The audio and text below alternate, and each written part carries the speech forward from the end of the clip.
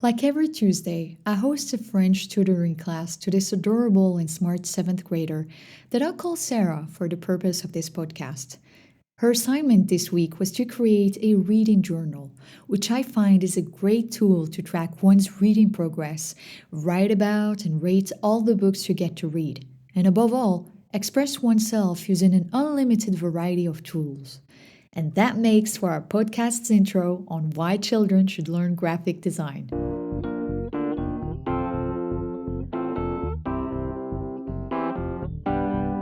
Hey, I feel like I could go back to some old school reading journaling myself, don't you? Like a physical version of Goodreads, but then you'll have to write it down and manually draw emojis and maybe not.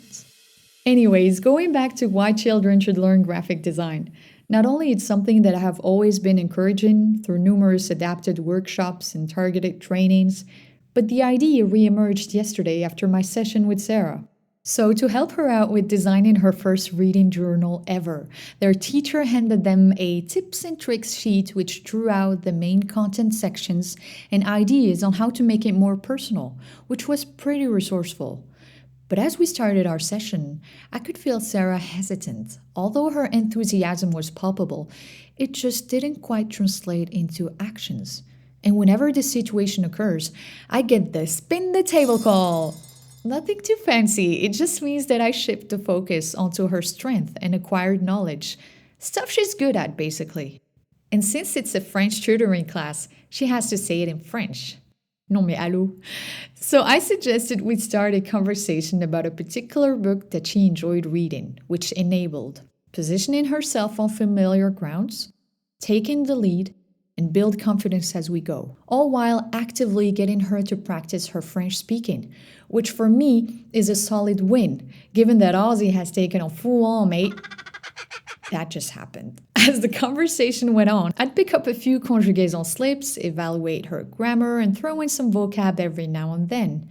And what a beautiful thing it is, listening to children fondly telling you about that new book they just read and how the robots took over that pizzeria, which, by the way, has a back door that leads to a ball pit that takes you back in 1987. Well, it's only if you really follow the white big rabbit. Or how about we just follow the script for now? Where does graphic design steps in all of this? I can hear you asking, and here it is. Once the blockage lifted, I grabbed my notebook and started laying out a template in the most casual way. I'd ask her how big the title would be and where would you put it, and show her the numerous possibilities and style options. Again, same thing with the subtitle and extra info.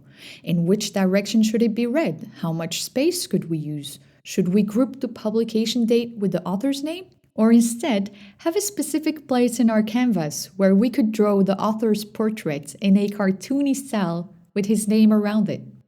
The excitement was ignited.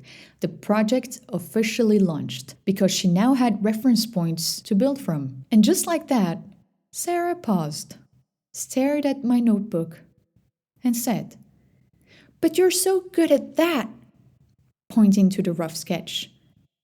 At what? At that! Making rectangles and assigning each one of them to something? Ah, that! Well, it's my job, and it's called graphic design.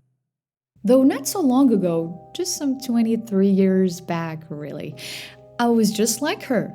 I loved that, and was even convinced about doing it when I grew up, but I just didn't have the words to describe it.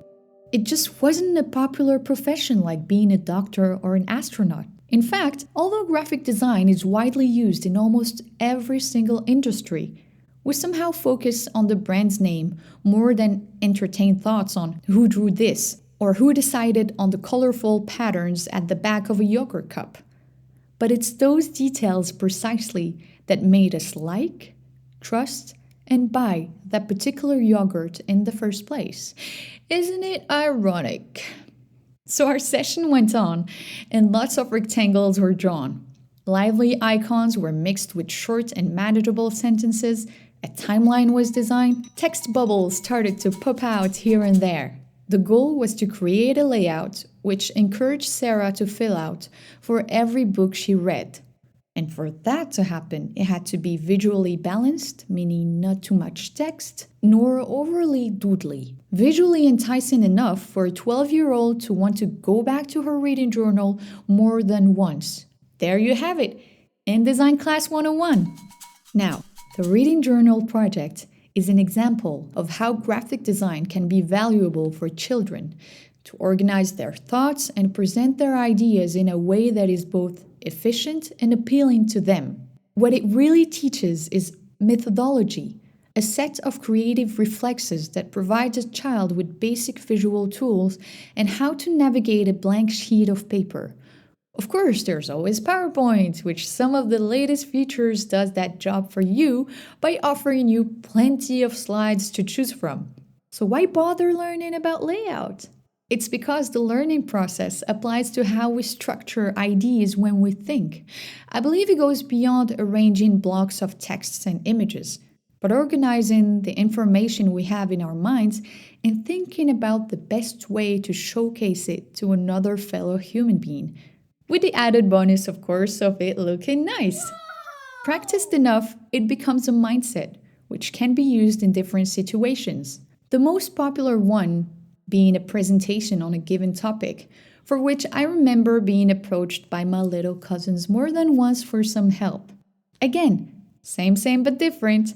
I start off by asking them a series of questions that will get them engaged and spark their interest, such as, Uno, which theme do you want to create?